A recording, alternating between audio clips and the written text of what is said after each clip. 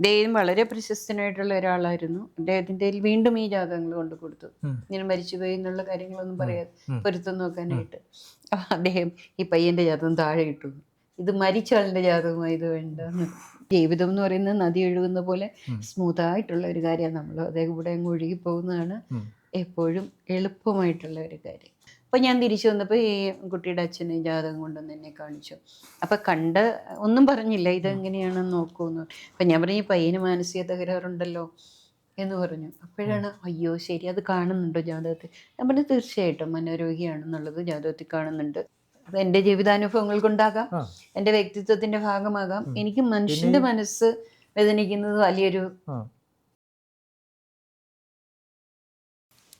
നമസ്കാരം, സ്വാഗതം. ദേവപ്രയാഗ് ആസ്ട്രോയിലേക്ക് വീണ്ടും ഒരു വട്ടം കൂടി സ്വാഗതം. നമ്മുടെ കൂടെ ശാന്തി ചേച്ചിയുണ്ട്. ചേച്ചി നമസ്കാരം. നമസ്തേ ചേച്ചി. നമ്മളിപ്പോൾ പല സബ്ജക്റ്റും കവർ ചെയ്തു.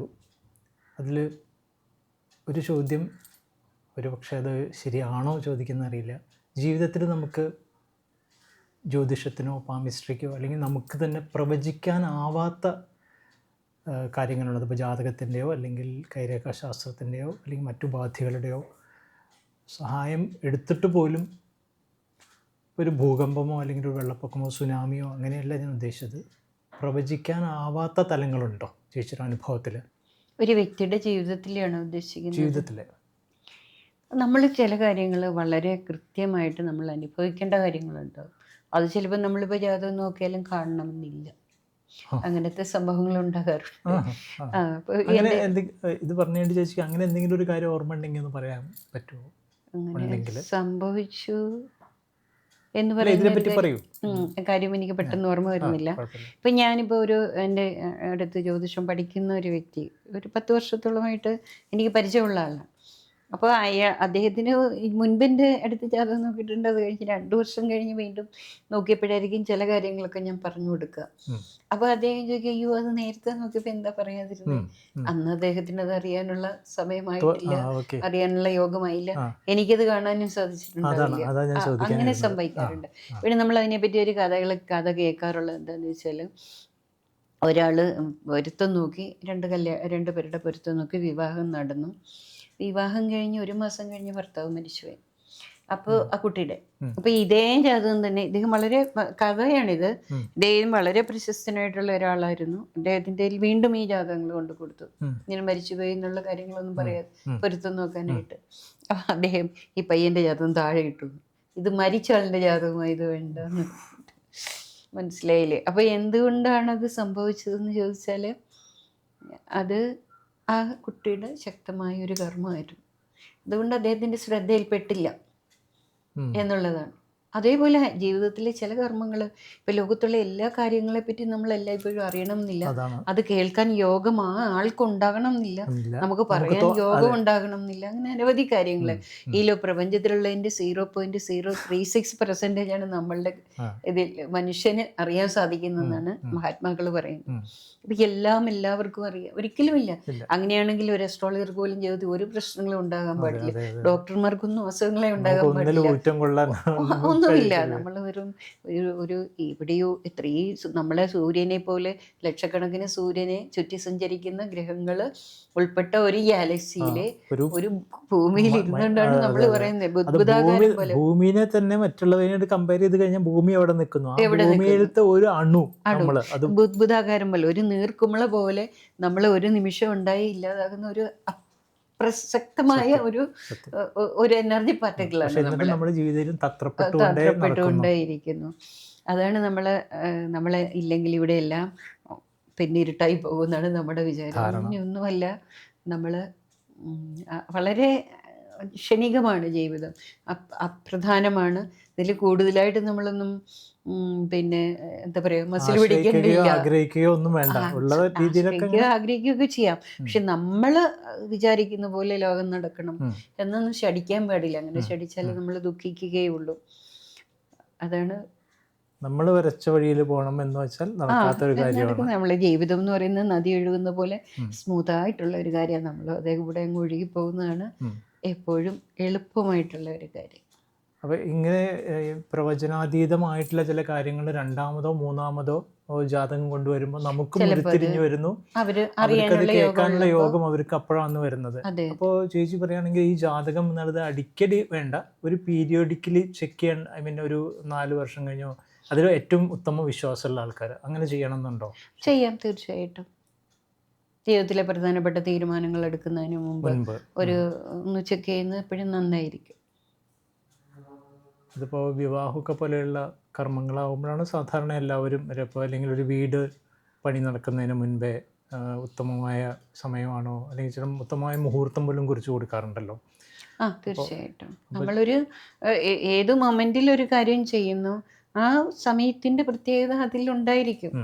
അതുകൊണ്ട് നമ്മളൊരു പ്രധാനപ്പെട്ട കാര്യം ചെയ്യുമ്പോൾ, ഒരു ബിസിനസ് തുടങ്ങുക അല്ലെങ്കിൽ ഒരു വീട് താമസം തുടങ്ങുക ഒക്കെ ചെയ്യുമ്പോൾ തീർച്ചയായിട്ടും ഒരു നല്ല സമയം, ആ ആൾക്ക് അനുയോജ്യമായ ഒരു സമയം തിരഞ്ഞെടുക്കുന്നതാണ് ഉചിതം.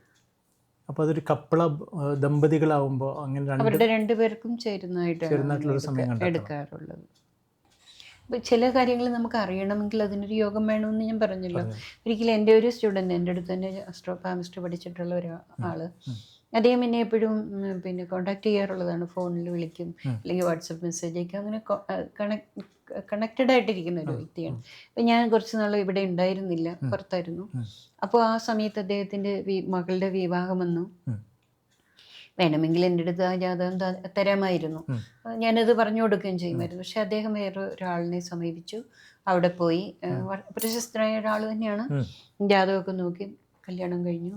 കല്യാണം കഴിഞ്ഞ് അന്ന് മുതൽ പ്രശ്നങ്ങളാണ്. ഈ കുട്ടി പിന്നെ ഒരു ഡോക്ടറാണ്, വളരെ പ്രശസ്തമായൊരു തറവാട്ടിലെ ഒരാളാണ് കല്യാണം കഴിച്ചത്. പക്ഷേ വിദേശ രാജ്യത്ത് പോയിട്ട് ഈ കുട്ടിയെ ജോലിക്ക് വിടാമെന്ന് പറഞ്ഞിട്ടാണ് വിവാഹം കഴിച്ചത്. കാരണം ഇത്രയും വിദ്യാഭ്യാസമുള്ള ഒരു കുട്ടിയില്ലേ, വളരെ സൗന്ദര്യമുള്ള, വിദ്യാഭ്യാസമുള്ള, നല്ല വീട്ടിൽ ടാലൻറ്റഡ് ആയിട്ടുള്ള കുട്ടി.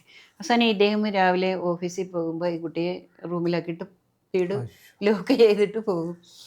വിദേശ രാജ്യത്തെത്തിയതിനു ശേഷം കുട്ടിയെ ജോലി ചെയ്യാൻ അനുവദിക്കുന്നില്ല. അങ്ങനെയുള്ള ബുദ്ധിമുട്ടുകളായിട്ടിരിക്കുന്ന ഒരു സമയമായിരുന്നു. അപ്പോൾ ഞാൻ തിരിച്ചു വന്നപ്പോൾ ഈ കുട്ടിയുടെ അച്ഛന് ജാതകം കൊണ്ടുവന്ന് എന്നെ കാണിച്ചു.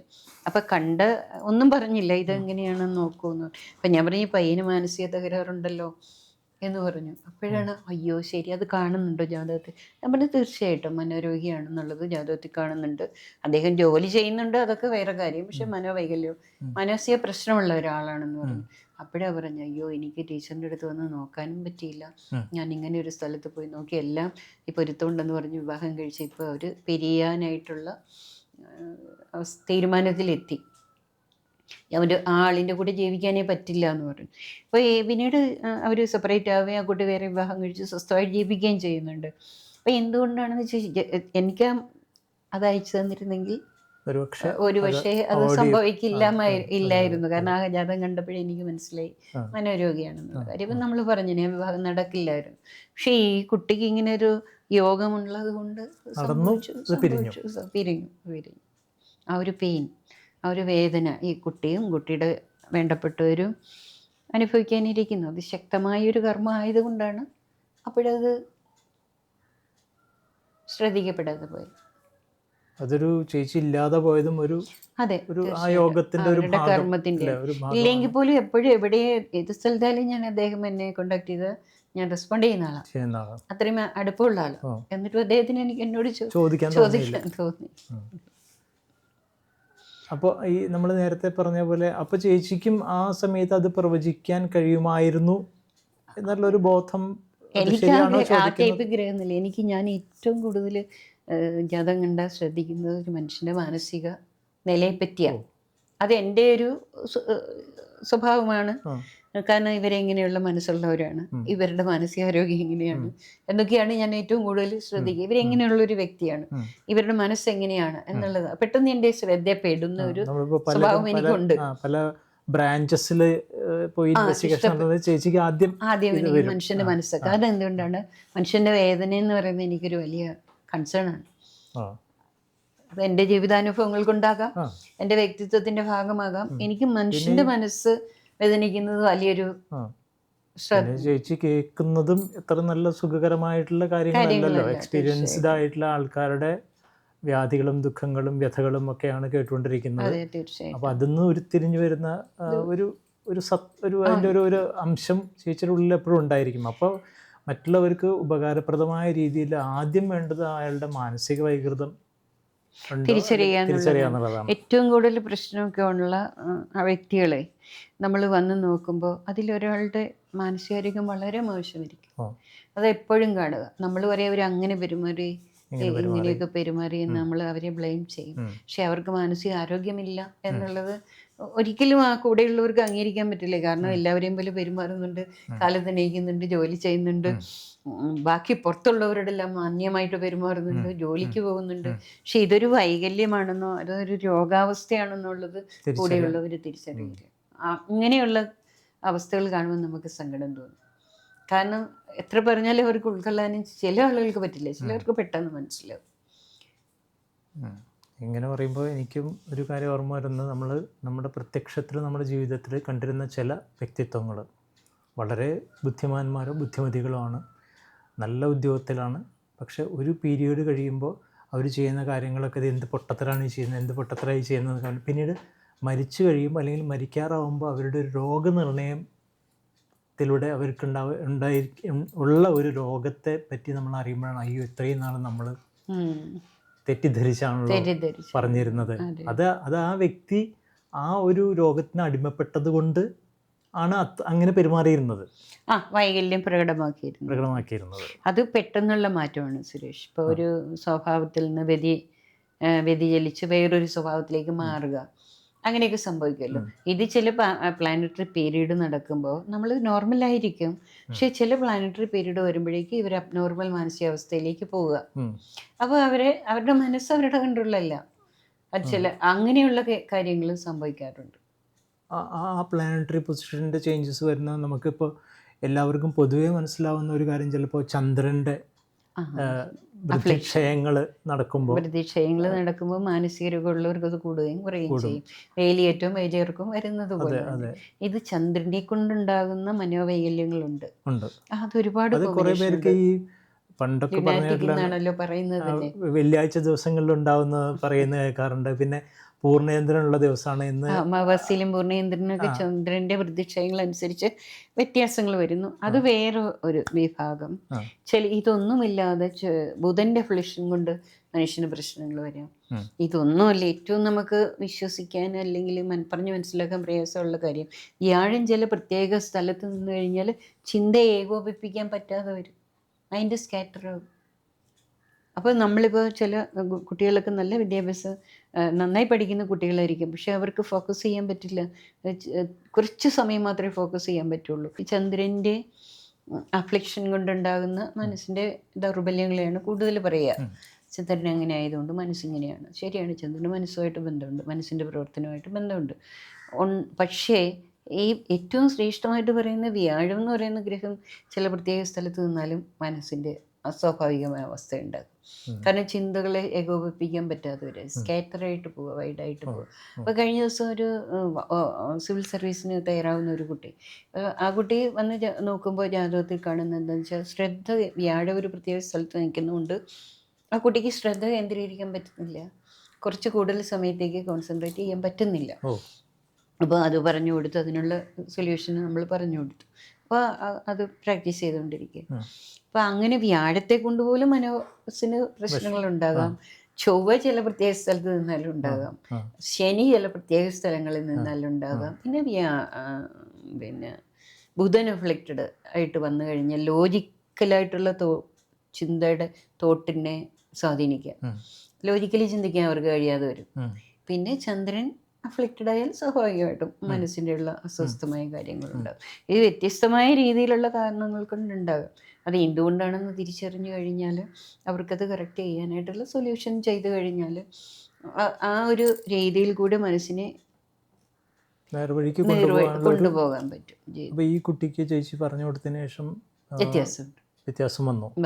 പരീക്ഷ എഴുതിയോ അതോ എഴുതാൻ തയ്യാറാവുന്നു? അപ്പോൾ അതിന് മുന്നേ തന്നെ അവർക്കത് കണ്ടെത്താനും ചേച്ചിയോട് ചോദിക്കാനുള്ള ഒരു മനസ്സ് വന്നു, ഒരു യോഗമുണ്ടായി. അത് പറഞ്ഞു കൊടുക്കാനുള്ളൊരു അത് എനിക്ക് വളരെ പണ്ടേ എനിക്ക് പരിചയമുള്ള ഒരാളാണ്. അപ്പോൾ അവരവരുടെ അടുത്ത് തന്നെയുള്ള ഏതോ ഒരു സ്ട്രോളറെ കണ്ടപ്പം ബാധയാണ്, പഠിക്കാൻ അരണ്ട ആഭിചാരം ചെയ്തതാണെന്നൊക്കെ പറഞ്ഞിട്ട് അവർ എന്തൊക്കെയോ കാര്യങ്ങളൊക്കെ ചെയ്തു. ജാതകത്തിൽ നോക്കുമ്പോൾ ബാധയൊന്നും അല്ല, ഇങ്ങനെ ശ്രദ്ധ കേന്ദ്രീകരിക്കാനുള്ള ഒരു പോരായ്മ, അതാണ് ശരിക്കും പ്രശ്നമായിട്ട് കണ്ടത്. വ്യാഴത്തിൻ്റെ ഒരു സ്ഥിതി കൊണ്ടാണ് അങ്ങനെ ഒരു കോമ്പിനേഷൻ ജാതകത്തിൽ വന്നത്. അപ്പോൾ ഞാൻ ആ കുട്ടിയോട് ചോദിച്ചു, മോളെ ഇങ്ങനെയല്ലേ ചിന്തകൾ ഇങ്ങനെ? അത് ശരിയാണ്, എനിക്ക് ഇങ്ങനെ തന്നെയാണ് എൻ്റെ ചിന്തകൾ പോയിക്കൊണ്ടിരിക്കുന്നത്. അപ്പോൾ കുട്ടിയുടെ അമ്മയും പറഞ്ഞു, ശരിയാണ്, ഞാനിപ്പോൾ എനിക്ക് ഇത്ര പ്രായമായിട്ടും എനിക്ക് കുറച്ച് സമയം കോൺസെൻട്രേറ്റ് ചെയ്യാൻ പറ്റും, അവൾക്ക് അത്രയും പറ്റുന്നില്ല, പഠിക്കാൻ കഴിവില്ലാത്തതുകൊണ്ടല്ലോ, പക്ഷെ അതിനുള്ള ചെയ്യേണ്ട കാര്യങ്ങൾ ചെയ്യാമെന്ന്. അപ്പം അങ്ങനെയൊക്കെയുള്ള ഒരുപാട് കാര്യങ്ങളുണ്ട് ലോകത്ത്. ഇപ്പോൾ ഇന്ന ഗ്രഹത്തെ കൊണ്ട് മാത്രമാണ് നമുക്ക് പ്രശ്നം എന്ന് പറയാൻ പറ്റില്ല. ഈ മാനസികമായ ആരോഗ്യക്കുറവ് കൊണ്ട് തന്നെയാണ് ഒരുപാട് ബന്ധങ്ങളിൽ പ്രശ്നങ്ങൾ ഉണ്ടാകുന്നതും ഏത് മേഖലകളിലും അവർക്ക് അസ്വസ്ഥമായ അനുഭവങ്ങൾ ഉണ്ടാകുന്നത്. അപ്പോൾ അതിനെ ഒരു പരിധി വരെ നമുക്ക് തന്നെ മാനേജ് ചെയ്യാനായിട്ട് പറ്റുന്നതുമാണ്. ഇത്രയും നേരം നമ്മൾ കേട്ട അനുഭവ കഥകൾ, എക്സ്പീരിയൻസ്, ചേച്ചിയുടെ ജീവിതത്തിലുണ്ടായ നിരവധി സംഭവങ്ങൾ, അതിൻ്റെ ഒരു പരമ്പര തന്നെ നമ്മൾ പലപ്പോഴായിട്ട് കേട്ടു. നിങ്ങൾ ഈ എപ്പിസോഡ് എൻജോയ് ചെയ്തിട്ടുണ്ടാവുമെന്ന് വിചാരിക്കുന്നു. എല്ലാവർക്കും നന്ദി, നമസ്കാരം. വീണ്ടും ഒരു എപ്പിസോഡിൽ കാണുന്നത് വരെ ഞങ്ങൾക്ക് ഏവർക്കും സൗഖ്യം നേരുന്നു. നമസ്കാരം. നമസ്കാരം ചേച്ചി. നമസ്തേ.